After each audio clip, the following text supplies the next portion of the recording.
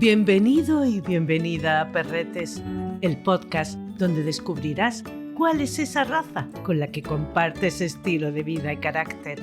Soy Toñi Martínez, una enamorada de los perretes. Todos los ladridos que escuchas en cada capítulo son sus voces originales. La vi por primera vez sobre una moqueta azul, donde el ladrido es canto y el paso es arte, vestida de la historia que llevaba de su mano, un braco alemán de pelo duro, de mirada fiel, que mostraba en su porte la herencia de su gloria. Hoy va por ti, Virginia Tellez. Hoy ha tocado tu raza, el Drátar, como a ti te gusta llamarle, por ser su nombre original.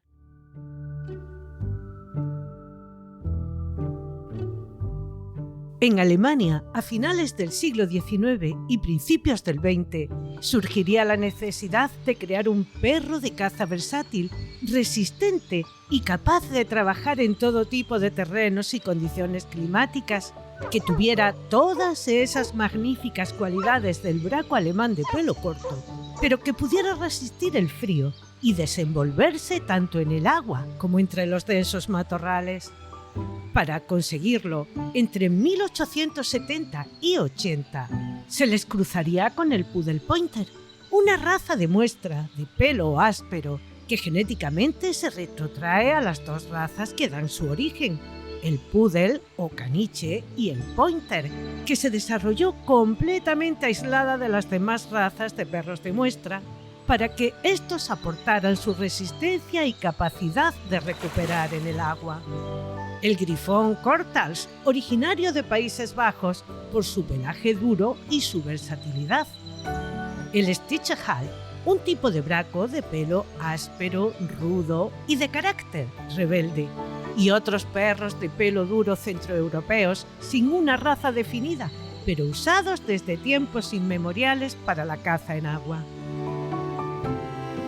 Aunque no hay registros oficiales de todos los criadores de esta etapa temprana, sí han llegado algunos que figuran en documentos antiguos, libros de caza y publicaciones de la Asociación Alemana de Bracos de Pelo Duro, como sería el caso de Karl Reichfuss, considerado uno de los pioneros de la cría del Poodle Pointer en la década entre 1870 y 80, cuyos perros serían claves en los primeros cruces. Y Eduard Cortals, criador del Griffon Cortals, otra de las razas utilizadas como base. Su trabajo entre los años 1870 y 90 sería aprovechado para incorporar resistencia y pelaje duro. Sabemos también que otros muchos serían cazadores que intercambiarían perros entre regiones de la Baja Sajonia, Westfalia y Sajonia-Anhalt, que harían cruces buscando el perro ideal para todo: muestra, rastreo, recuperación y valentía. Estos criadores usarían una selección empírica pero muy efectiva.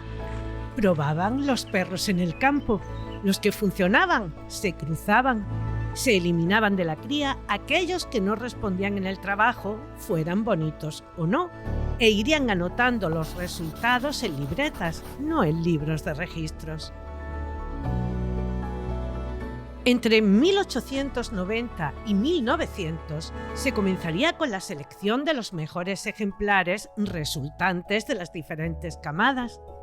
Después de casi 30 años de cruces selectivos, los perros ya tendrían un tipo: pelo duro, cuerpo fuerte, instinto natural y una mente lista para obedecer y cazar.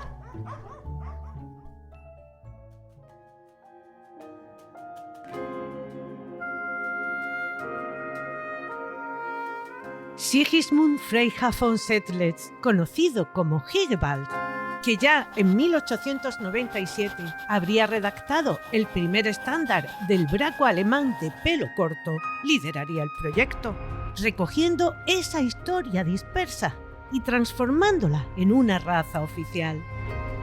En 1902 fundaría la Asociación Alemana de Bracos de Pelo Duro, estableciendo criterios estrictos. Los ejemplares serían escogidos por su maestría en las pruebas de caza, y solo se criaría con aquellos capaces de superar pruebas muy exigentes en la muestra, el rastro, la caza en agua, la obediencia y el valor para hacer frente a los animales salvajes.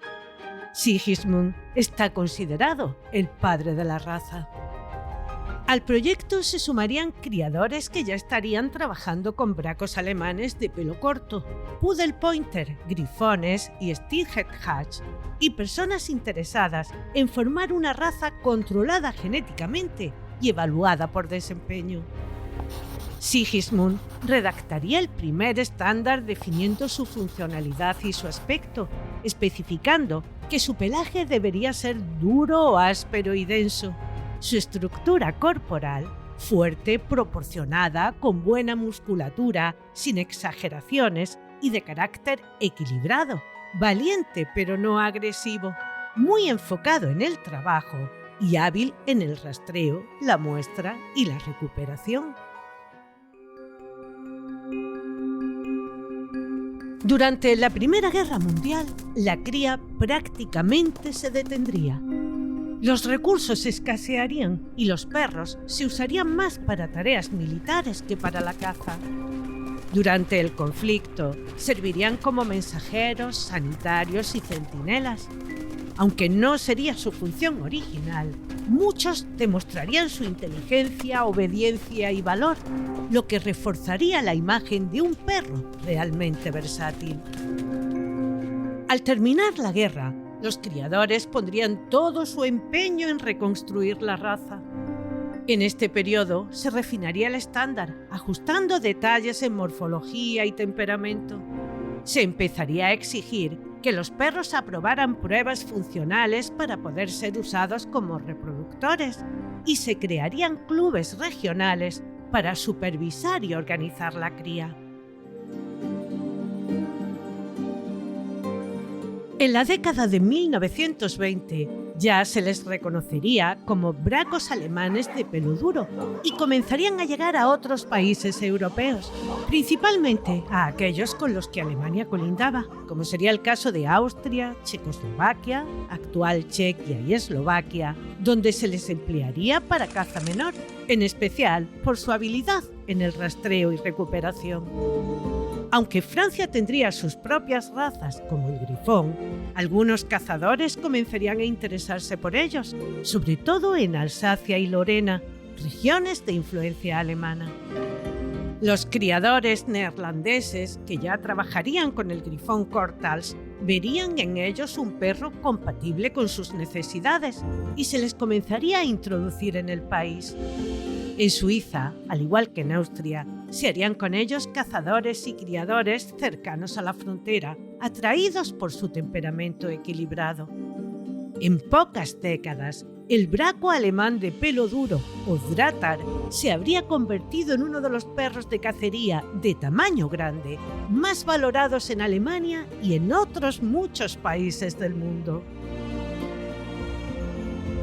En 1924, Otto Knapp fundaría el criadero Donaueck, situado en la región de Baviera, cerca del río Danubio, una zona ideal para desarrollar perros de caza versátiles por su variedad de terrenos, bosques, agua, campo abierto, enfocándose en criar perros funcionales, con un énfasis especial en la versatilidad, el temperamento estable y el coraje frente a piezas difíciles como el jabalí.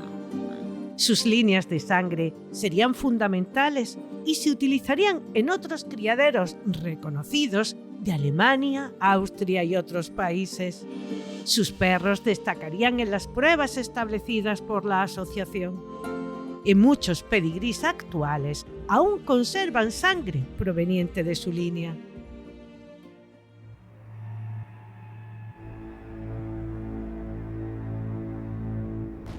La Segunda Guerra Mundial sería un golpe durísimo para casi todas las razas caninas en Europa, pero increíblemente, el Dratar lograría sobrevivir sin perder su calidad. La asociación mantendría meticulosamente los registros y muchos criadores ocultarían perros valiosos o paralizarían la cría para preservar sus líneas. Nuevamente serían utilizados por el ejército alemán en tareas como búsqueda, rastreo o patrullaje, lo que les proporcionaría cierta protección dentro del conflicto. Y algunos cazadores rurales en regiones alejadas del frente seguirían criando en secreto o a pequeña escala.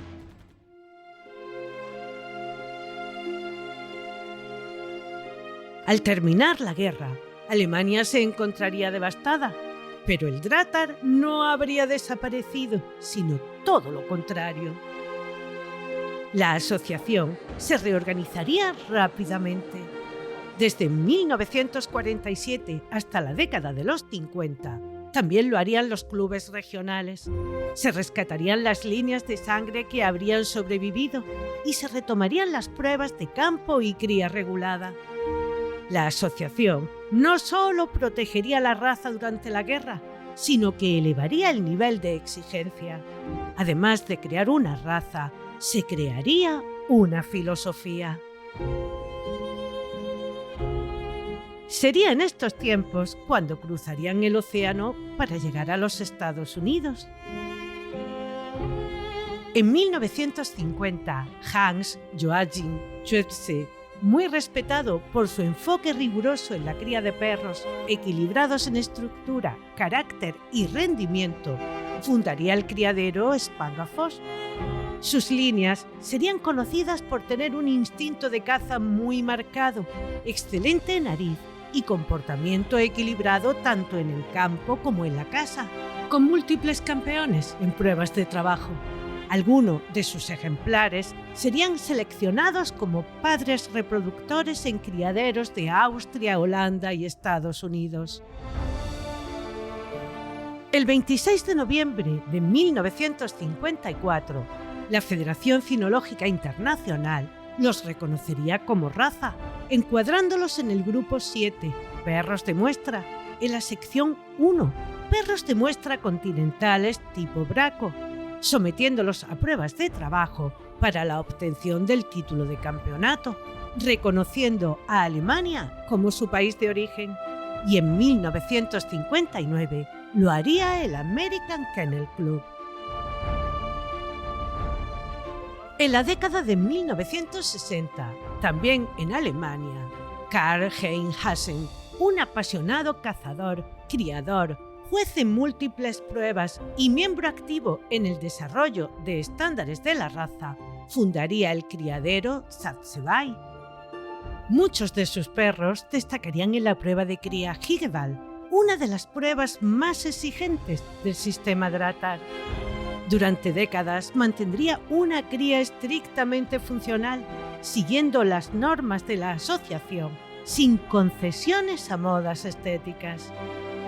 En estos tiempos también llegarían a Reino Unido, aunque con poca presencia, debido a una tradición muy arraigada a sus propias razas de caza, como el Pointer, el Setter inglés, el Labrador Retriever, el Springer Spaniel y el Cocker Spaniel, razas altamente valoradas en el entorno cinegético británico, lo que haría que las razas alemanas o continentales fueran vistas con un cierto recelo durante muchos años. Además, durante y después de la Segunda Guerra Mundial, las tensiones con Alemania también influirían culturalmente en la resistencia a adoptar razas alemanas.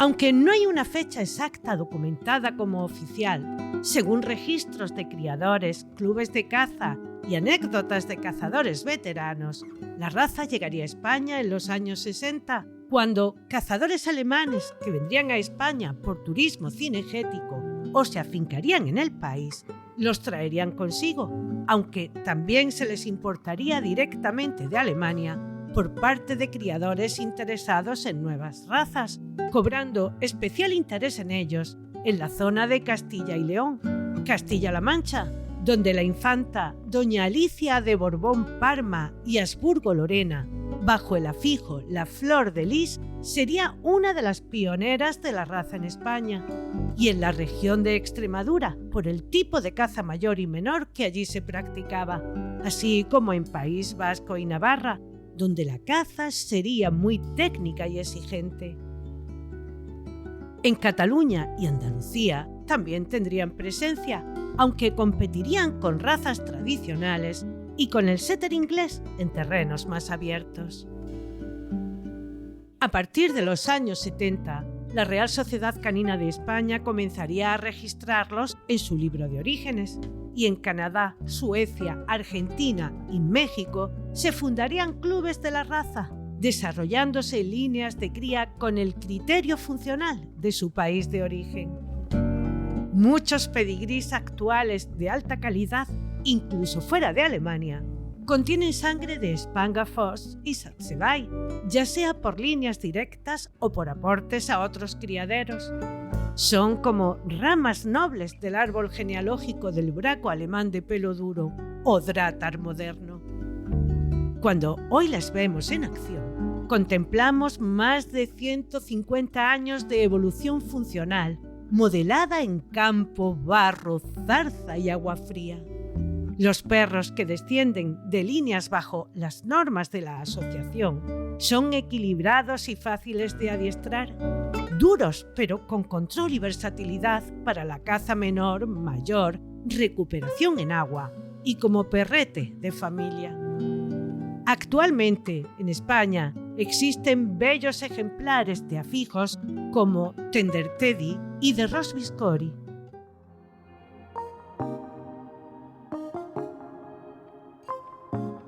El braco alemán de pelo duro o Dratar es muy inteligente y aprende rápidamente.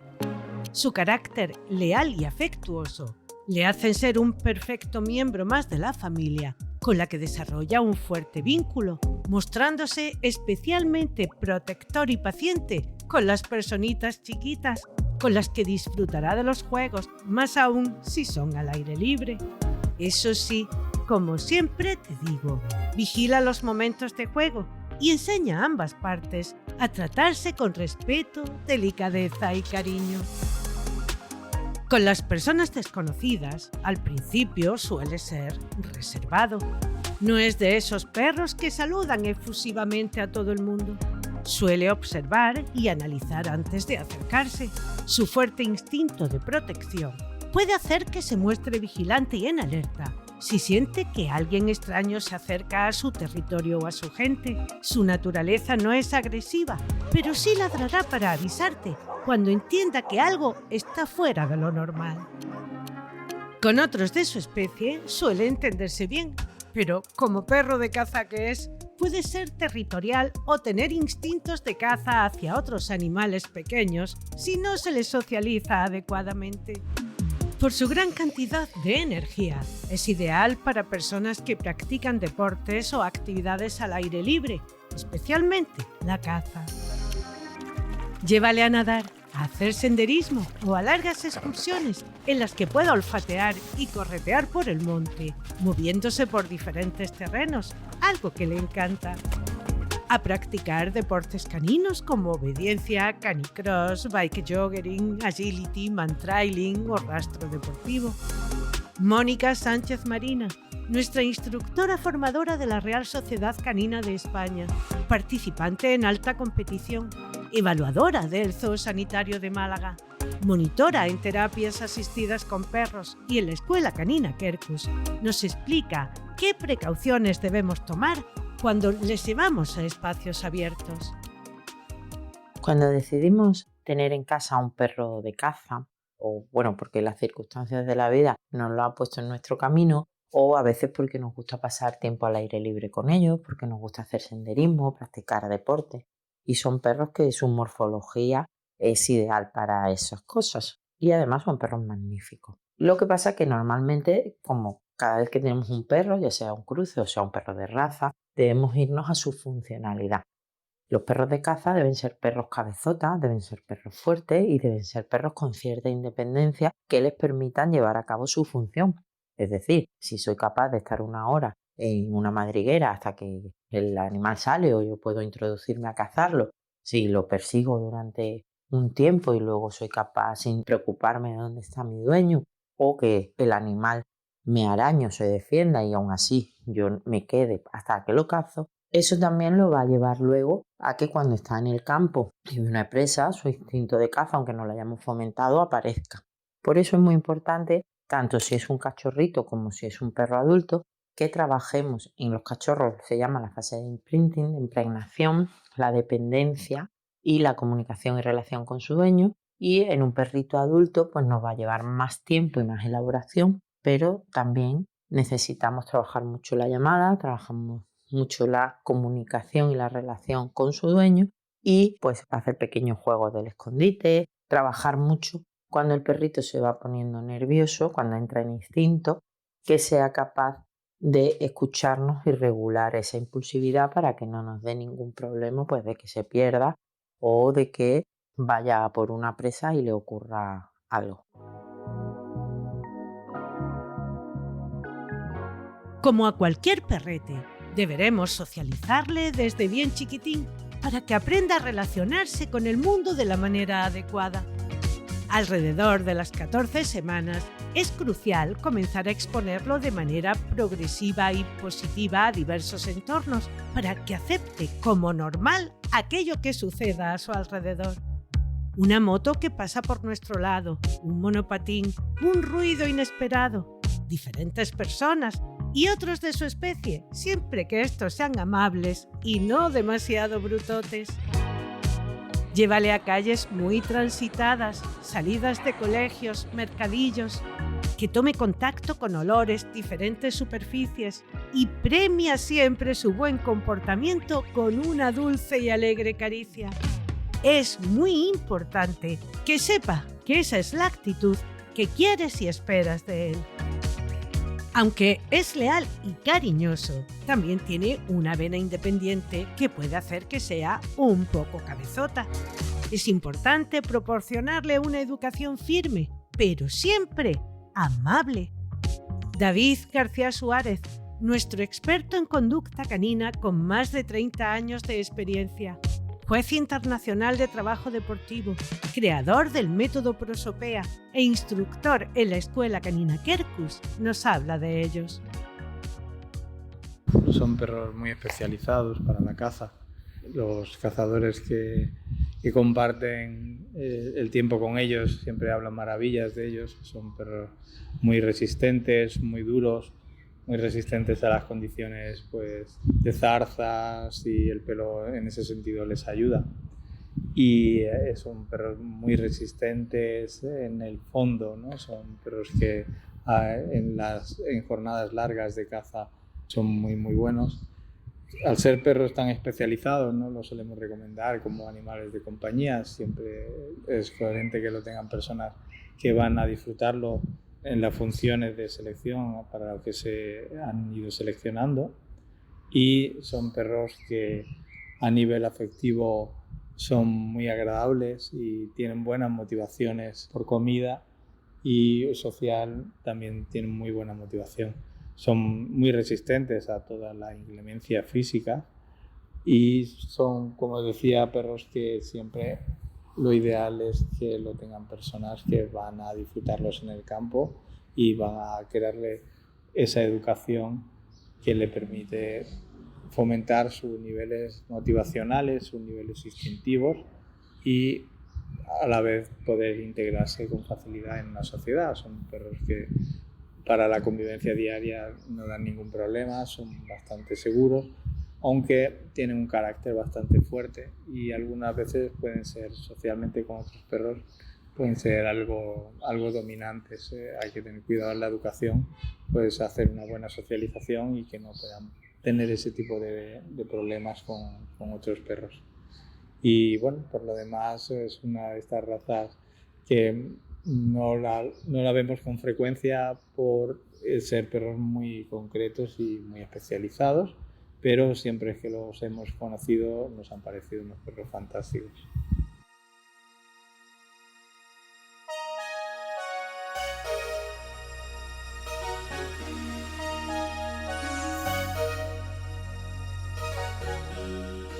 La Federación Cinológica Internacional dice que es un perro de muestra de noble apariencia con un pelaje duro perfecto para proteger su piel, con expresión atenta y enérgica, y que sus movimientos deben ser armoniosos, fluidos, amplios y llenos de fortaleza. Que la longitud del cuerpo y la altura a la cruz deben ser de preferencia iguales, pudiendo ésta sobrepasar a la altura de la cruz hasta en 3 centímetros. Con un temperamento firme, con dominio de sí mismo, equilibrado, ni tímido ni agresivo, y sin temor a la caza. Cabeza proporcionada al tamaño del cuerpo y el sexo.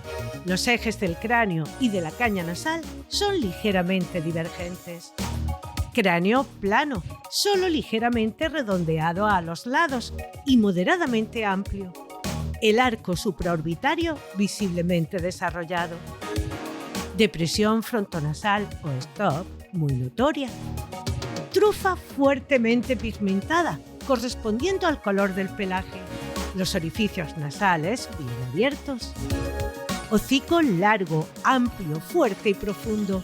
Caña nasal ligeramente convexa.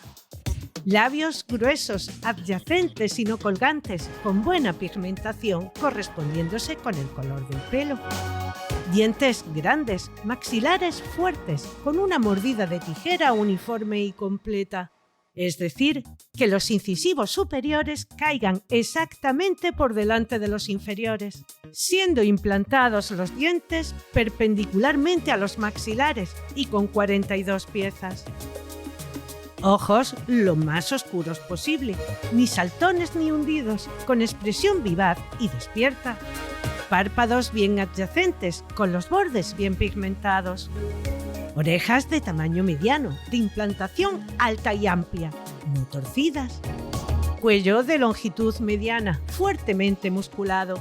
Línea superior ligeramente arqueada, línea inferior limpia.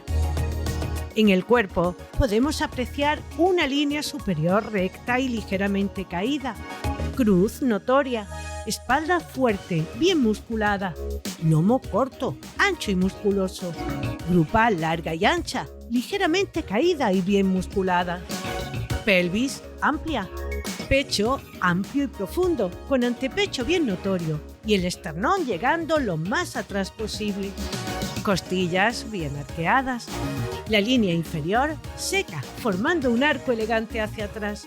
Abdomen ligeramente recogido. La cola siguiendo la línea de la espalda, de preferencia llevada horizontalmente o un poco hacia arriba sin verse empinada, ni muy gruesa ni muy delgada. Debe de llegar hasta el corvejón y ser llevada ligeramente en forma de sable. Los miembros anteriores vistos de frente, rectos y paralelos, vistos de lado, bien posicionados bajo el cuerpo. La distancia del suelo a los codos debe ser más o menos igual que la distancia de los codos a la cruz. Omóplato inclinado y dirigido hacia atrás, fuertemente musculado, con buena angulación entre la escápula y el brazo, que será lo más largo posible, seco, con poca carne y bien musculado. Codos adyacentes al cuerpo, sin estar torcidos hacia adentro ni hacia afuera, con buena angulación entre el brazo y el antebrazo, que también ha de ser seco, perpendicular, de hueso fuerte. Articulación carpiana fuerte, metacarpo moderadamente inclinado hacia adelante. Los posteriores, vistos desde atrás, rectos y paralelos, con buenas angulaciones de la rodilla y del corvejón. Huesos fuertes, muslos largos, amplios y musculosos, con buena angulación entre la pelvis y el muslo. Rodilla fuerte, con buena angulación entre el muslo y la pierna. Piernas largas, musculosas y tendinosas. Corvejón fuerte. Metatarso corto, de posición perpendicular. Los pies, tanto anteriores como posteriores, ovalados, bien cerrados, con almohadillas bien pigmentadas, suficientemente gruesas, compactas y resistentes. De posición paralela, sin torcerse hacia adentro ni hacia afuera, tanto en la estática como en el movimiento, que ha de ser amplio, con buena pisada anterior y buen empuje. El movimiento de los miembros anteriores y posteriores, recto y paralelo, de porte distinguido. La piel apretada, bien adherida, sin formación de arrugas y dobleces. El pelo duro, de alambre, denso y apretado. La capa externa mide aproximadamente entre 2 y 4 centímetros, con una densa lanilla interna impermeable. Los contornos del cuerpo no deben ocultarse bajo un pelaje más largo. Por su dureza y densidad, debe ofrecer buena protección contra las inclemencias del tiempo y contra las heridas. Las partes bajas de las extremidades, así como del pecho y del abdomen, deben tener el pelo más corto y, sin embargo, denso. En la cabeza y orejas, más corto y denso, pero no más suave. Las cejas resaltadas y una barba notoria, no muy larga y de pelo aún más duro, incrementan la expresión enérgica de la cara. Podemos verlos en color pardo salpicado con o sin placas, negro salpicado con o sin placas, pardo con o sin marca blanca en el pecho y roano claro, mezcla de blanco dominante con pelos marrones o negros. Otros colores no están admitidos. Para mantener saludables tanto la piel como el pelo, deberás cepillarle frecuentemente con una carda suave y aplicar un acondicionador en spray, principalmente en patas y barbas, para no darle tirones, partirlo o arrancarlo. Báñale cada vez que lo necesite, pero de manera regular. Hazlo una vez al mes con un champú de hidratación baja y pH 7, que es el que se corresponde con la piel de los perretes. Pon el agua templadita. Con las barbas deberás tener un mantenimiento prácticamente diario, porque si no, la suciedad y la humedad lo oxidarán. En la época de muda, báñalo una vez en semana o cada 15 días para ayudarle a que se deshaga antes del pelo muerto y el nuevo salga más rápido y mucho más bonito. En este caso, pon el agua calentita. Utiliza siempre cosmética de buena calidad y huye de los champús que contengan tintes y ácidos porque acaban estropeando el pelo, aunque al principio te parezca que está más bonito. Lo ideal es utilizar un realzador del color que no contiene tintes, no daña su piel y podrás utilizarlo cada vez que te sea necesario. Empápalo con una toalla y sécalo con aire templadito para no quemarlo ni deshidratarlo. No olvides limpiar sus oídos y repasar el largo de sus uñas. Si le estás dando una buena dosis de actividad diaria tan necesaria para él, deberás procurarle una alimentación bien equilibrada, que todo lo que contenga sea de origen natural, rica en proteína animal de buena calidad, apto todo para el consumo humano, aminoácidos que mantengan su musculatura fuerte, carbohidratos que le proporcionen energía, antioxidantes, vitaminas, ácidos grasos omega 3 y 6 y condoprotectores para la buena salud de sus articulaciones. El Drahthaar o braco alemán de pelo duro es un perrete con una salud bastante robusta, pero como cualquier ser vivo puede tener sus dolencias. Sí deberás tener cuidado con las que son de tipo genético, como la displasia de cadera y codo, la atrofia progresiva de retina, el hipotiroidismo autoinmune y la epilepsia idiopática, que suele manifestarse entre el año y el año y medio de edad. Si crees que este adorable perrete y tú sois la combinación perfecta, busca a esas personas que crían por amor a la raza, que realizan pruebas de salud a sus perretes apartando de la cría a quienes pudieran ser transmisores y solo cruce con ejemplares sanos, de buen carácter y que se correspondan con las directrices que marca su estándar. Se encargue de la socialización temprana de sus cachorros de la manera adecuada, te lo entregue con sus vacunas y desparasitaciones correspondientes a la edad, microchip e inscritos en el libro de orígenes, lo que comúnmente llamamos pedigrí. La crianza responsable no fabrica perros, no explota. Es un arte que solo quienes conocen deben realizar. No siempre habrá disponible un cachorro, así que deberás saber esperar. Su esperanza de vida, si está bien cuidado y atendido, estará entre los 12 y 14 años. Su estándar nos dice que los machos deberán tener una altura a la cruz de entre 61 y 68 centímetros y entre 57 y 64 en el caso de las hembras. Rafael Fernández de Zafra, nuestro juez internacional de la Real Sociedad Canina de España y la Federación Cinológica Internacional. Abogado, miembro de varios clubes de raza y, ante todo, un apasionado estudioso del mundo canino, nos habla de los perros de doña Alicia de Borbón, los de su tío abuelo Pepe y los del garaje de calle Salitre. Hoy mi memoria rebusca en esa cinefilia desaparecida que tuve la suerte de vivir. Y Toñi me pide que os hable de los Dratar, esa raza dura, fuerte, multiusos, que tiene una maravillosa polivalencia y, como bien sabéis y os han contado, es de origen alemán. Mi abuelo Rafael Fernández Morales y Fernández de Córdoba fue un hombre que sufrió mucho durante la Guerra Civil Española. Un hombre elegante, buena persona, bastante bien parecido, que casi no hablaba, endurecido por tanto horror que sufrió durante la guerra. Era un gran amante de los perros, pero era un gran amante de los perros al menor. No era tan exagerado en tener perros como mi abuelo Antonio. Como digo, serio, trabajador y bondadoso a la vez, se hacía acompañar en un tiempo por un perro que le regaló un gran amigo de raza Dratar que se llamaba Centurión. Centurión fue la guardia de corps de mi abuelo durante un montón de años, estamos hablando de 15 años.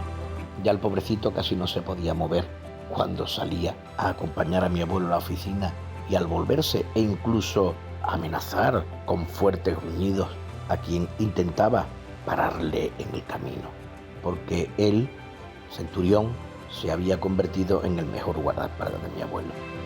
Bueno, pues os voy a contar una anécdota simpática. Un día llegó una visita y estaba Centurión echado en el sofá de mi abuelo. Él cogía un sofá que había en la salita de fumar, que tenía 2 plazas, y se pegaba a un ladito y allí se echaba.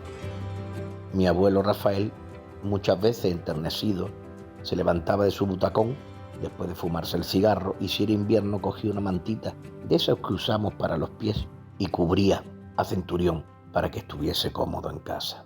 Bueno, pues llegó un día una visita y quisieron echar a Centurión del sofá. El perro miró raro, como diciendo: ¿quién es este que viene aquí a echarme? Y mi abuelo le dijo a esta familia: miren ustedes, comprendan que no quiero ser maleducado, pero el perro está en su casa y en el hueco de su sofá. Hay más sillas, hay más sofás, hay sillones. Si ustedes quieren seguir aquí, lo siento mucho, pero Centurión no se va a mover de su sitio. Fue un incidente sin importancia, pero quiero haceros reflejar cuantísimo amor tenía mi abuelo por aquel perro. Aquel perro esperaba que mi abuelo le dijese: Centu, vamos, y le cogía el bastón entre sus dientes y se lo alargaba. Era un animal impresionante con grandes cualidades. Siempre iba suelto, pero nunca se pasaba más de un paso o 2 del caminar de su amo. Todos lo sentimos mucho en casa, especialmente mi abuelo, porque era un animal extraordinario y fue uno de esos amores que mi abuelo Rafael tuvo. También os quiero hablar de aquellos Dratars de mis recuerdos. Recuerdo los perros que tenía doña Alicia de Borbón, Su Alteza Real doña Alicia de Borbón, infanta de España y reina en el exilio de las 2 Sicilias. Una gran persona, muy buena persona, que criaba bajo el afijo la flor de lis y tenía unos Dratas extraordinarios. Y os quiero contar que en una ocasión le relató a mi abuelo Antonio que un empleado del aeropuerto de Madrid, de Barajas, pues le abrió un barrichello de un perro ya mediano que importó desde Austria. El perro se escapó y pusieron a medio aeropuerto a intentar coger al perro de la infanta, y el pobre hombre se puso nerviosísimo, lo pasó muy mal, porque claro, pensaba que aquello y podía tener alguna consecuencia respecto a su trabajo. No pasó absolutamente nada. Doña Alicia comprendió los hechos, pudieron recoger a aquel cachorro tras mucho esfuerzo, y le decía a doña Alicia, mi abuelo Antonio, qué mal rato he pasado con el cachorro que se escapó. Ella criaba esta raza y teckels de pelo duro. También quiero contaros los que yo conocí de Pepe el taxista, una bellísima persona que se casó con una hija del famoso herrador Mayorga de Málaga, gran aficionado a la caza, y tuvo un par de perros muy buenos que provenían de los que tenían en el garaje Silva, que anteriormente fue aceitera y jabonera, en la malagueña calle Salitre, frente por frente al hostal Casanova, propiedad de también otra persona que ya os hablé en su momento, de Manuel González Casanova, que era muy aficionado a los perros de presa canarios y a las palomas mensajeras, y allí tenía un depósito de plátanos. Bueno, pues de estos perros de los Silva conocí yo a una magnífica pareja que tenía Pepe el taxista. Esto eran los años 80. No me acuerdo del nombre de los perros, pero sí recuerdo que venían a la finca a cazar, ya que nosotros teníamos bastante amistad con la familia de su mujer, que eran también muy aficionados a la caza, y especialmente su suegro al reclamo de perdiz. Y por último os quiero hablar de una perra muy buena, extraordinaria, que venía de los perros de doña Alicia de Borbón, regalo de doña Alicia a mi abuelo Antonio.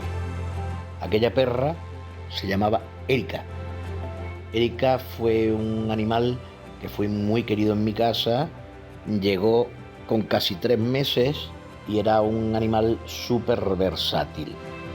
Era usada por mi abuelo indistintamente para la caza de pelo y pluma, y especialmente recuerdo una anécdota en la cual estábamos cazando en un predio de una finca de unos parientes nuestros en los montes de Málaga, un terreno bastante abrupto, y abatieron las escopetas que íbamos en el grupo, abatieron 2 perdices. Las 2 perdices cayeron bajo un gran terraplén que había en una finca de allí vecina a la nuestra, que se llamaba la finca de la Dovela, y al caer las perdices pues estaban en un lugar de difícil recuperación. Los demás perros intentaron entrar en aquel terraplén, pero ninguno se atrevía, y Erika entró en el terraplén. ¿Pero qué hizo? En vez de cobrar solo la perdiz de mi abuelo, cobró las 2 perdices. Retornó con ellas, las soltó al pie de mi abuelo, y cuando nuestro amigo intentó coger una de las perdices, se llevó un buen susto, ya que le enganchó, gracias a Dios siendo invierno, de la manga del chaquetón que llevaba, y se libró de un buen mordisco, porque ella cobró y ella no quería que nadie más cogiera una de aquellas perdices que tanto había trabajado para sacar de aquel terraplén.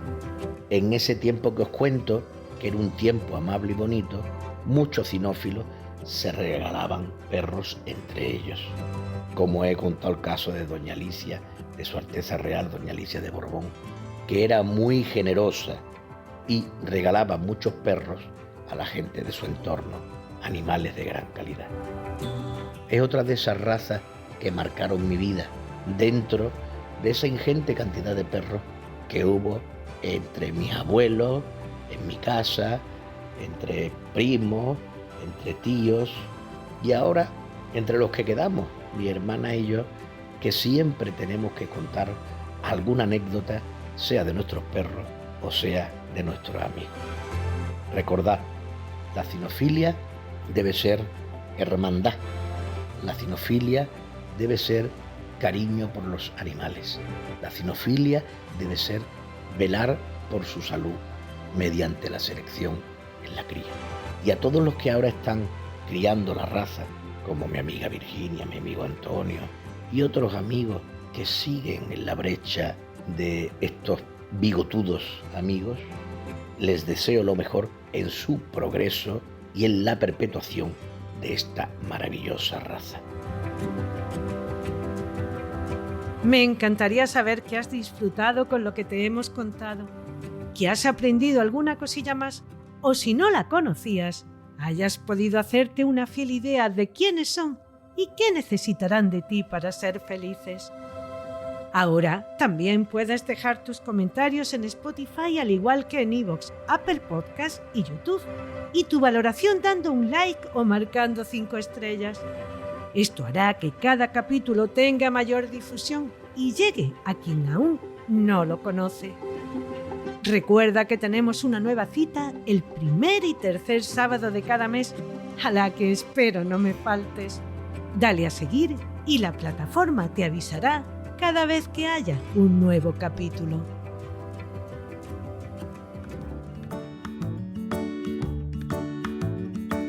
Has escuchado Perretes, un podcast de Toñi Martínez con la colaboración de Mónica Sánchez Marina, Rafael Fernández de Zafra y David García Suárez. Pablo Cruz hizo la supervisión. Mi agradecimiento a María Santonja, Francis Arrabal y Pablo Cruz por animarme a llevar a cabo este proyecto. Escucha Perretes en cualquier reproductor de podcast. Si te ha gustado, déjame una reseña, compártelo en tus redes sociales y recomiéndame a tus amistades. Gracias por escucharme.